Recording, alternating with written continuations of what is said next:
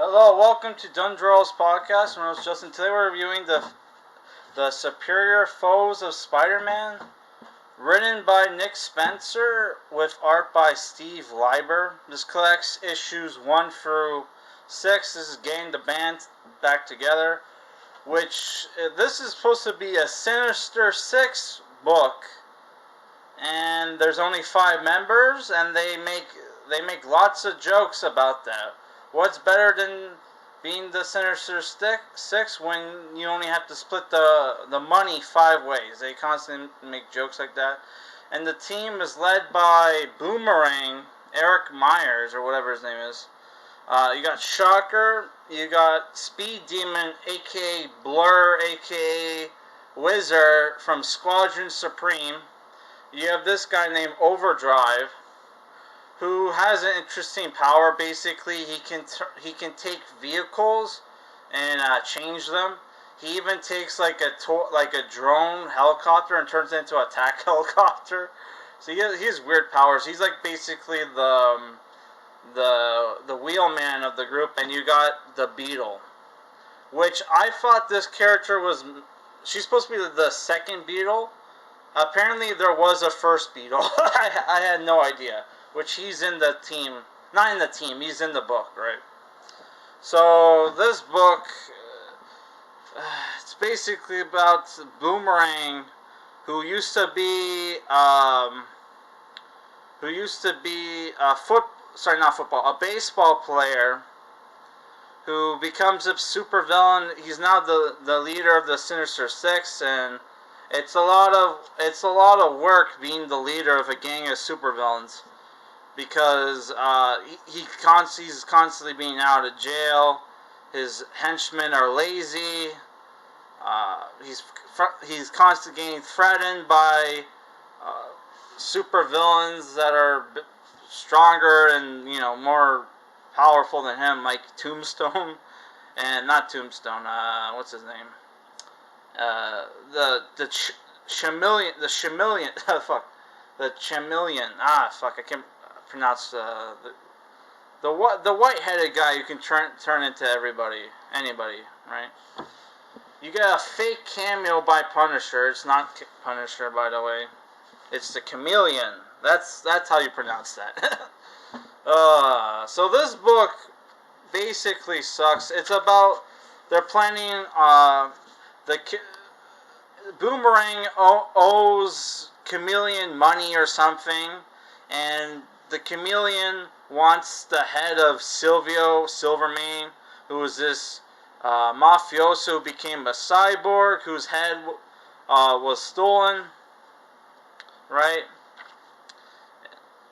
Which apparently, there's one story that either the owl, who's a supervillain, has it, or this kid has it, who turned him into an RC toy, right? And there's the real Beetle, who changed his name, is now a superhero, right?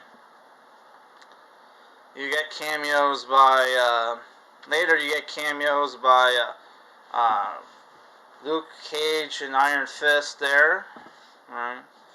He's like his parole officer, Mach 7, who used to be the original Beetle. Yeah, so there is some decent action in this book. The problem with the book is that the dialogue is awful, the art is awful, the characters aren't likable. You have a Captain Boomerang ripoff, who's also Australian, by the way, but he doesn't talk with an Australian accent, which is... it's not even written like he has an Australian accent. Nobody mentions his Australian accent, which makes me think he doesn't have an Australian accent. The book is just bad. It's basically Adult Swim reference humor. It's like Adult Swim humor, but without any edgy jokes. It's just awful. Like, this is shit that, this book comes off like it's written by an anime abridger. back in the day when anime parody abridged series was popular, like Little Karibo, Team 4 Star, shit like that, but worse.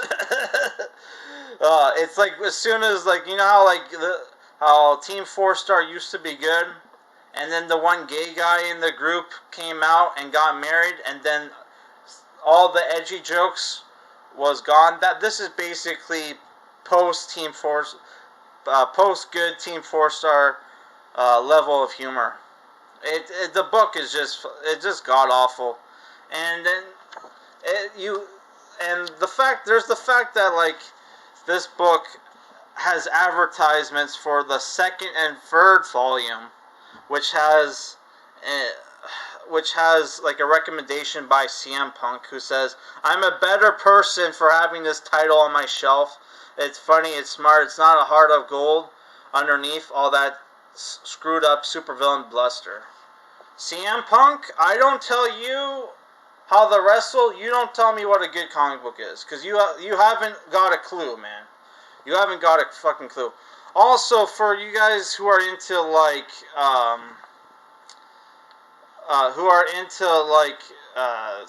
conspiracy stuff, they make a Freemason joke, not a Freemason reference, where like Boomerang goes to a baseball game. See if I can find it. A baseball game, and then one of the players' number is 33, and like both Boomerang and his this chick he's on a date with hates that player. Trying to find it. Oh my god. Obviously I missed it.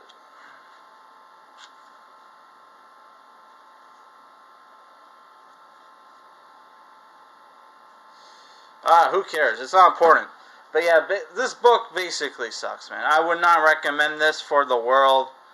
I got this for super cheap. I wouldn't recommend this at any price.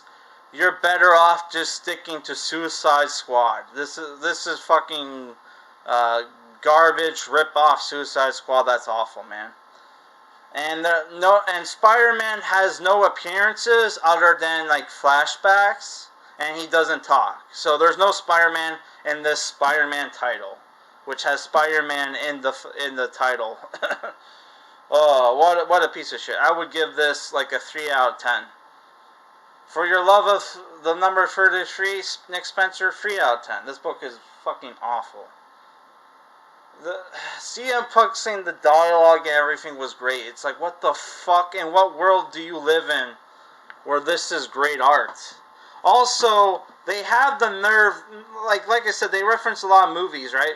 They have the nerve to reference Fight Club. One of the most red-pilled based movies ever. For some reason, liberals like, even though the movie promotes like masculinity, which they hate, by the way.